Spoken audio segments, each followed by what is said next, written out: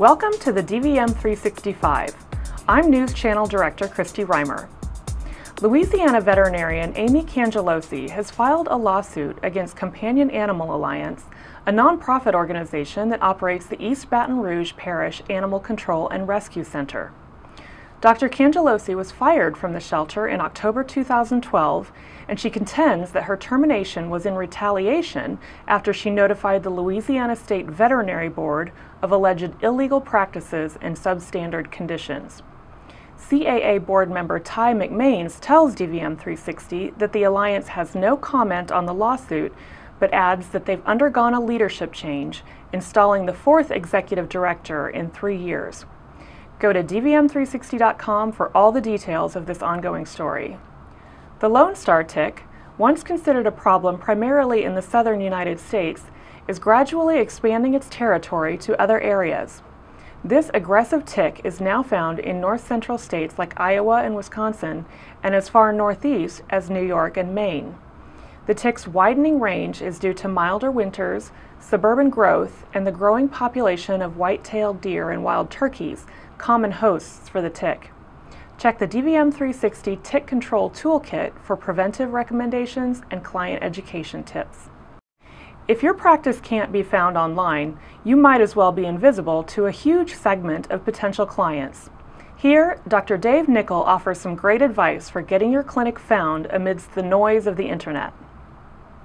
First thing you've got to do if you're going to get found online is have a website, or have a Facebook page, or have some sort of presence in the internet. So again, a lot of vets still don't do that.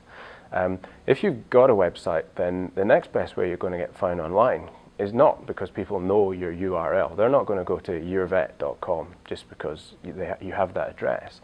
They're going to find you by searching through Google, and they're probably, more and more numbers are doing this, going to use one of these to search for stuff in their area. This is now the computer of the future.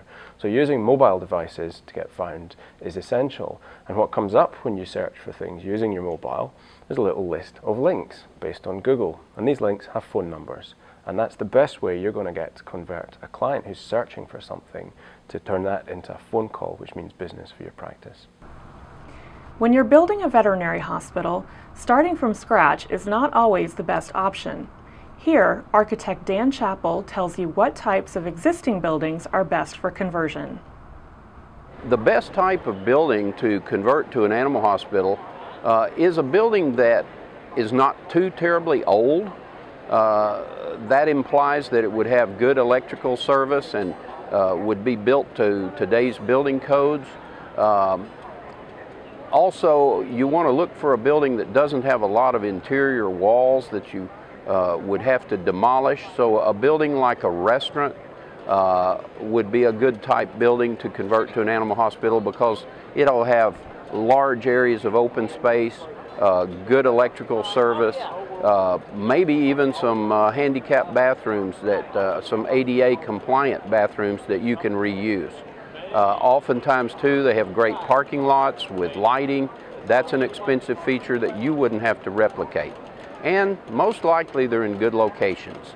So that type of building, a good commercial building, would be a great building to reuse. When you're communicating with clients in the exam room, they often hear something completely different from what you thought you said. In this new dvm360 video series, Say This, Not That, practice manager Brian Conrad demonstrates what you said, what the client heard, and what you can say instead when you're discussing payment options with clients. Hi, Mrs. Jones. I'm Brian, the practice manager. I just was talking to Jen, who you've been dealing with, and she told me that you had some concerns in regards to the estimate we presented you today. I just can't pay that today. Okay. Well, I'm going to have to let you know that our policy says that you have to leave that bottom end of the estimate, and so I am going to need you to make that payment today. So, we don't care if your dog lives or dies. We just want your money.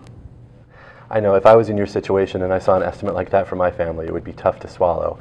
I just spoke with the doctor kind of about what's been going on with Sammy, and we want to make sure foremost that Sammy gets taken care of. So I want to do everything I possibly can today to make this happen. you probably have some other family you'd like to contact maybe and just talk things over. So I'm going to have one of the assistants bring in a phone if you don't already have one with you. And then also the other option that we have a third-party kind of creditor that it's a simple application that I can have you fill out. And they would be able to extend you the credit so that we can get Sammy taken care of today. And if that doesn't work, let's see what else we can work out for you. We hope you've enjoyed this edition of The Five. If you have suggestions for future shows, email us at dvm360@advancedstar.com. And for the latest news, medicine, and business information, be sure to visit dvm360.com every day.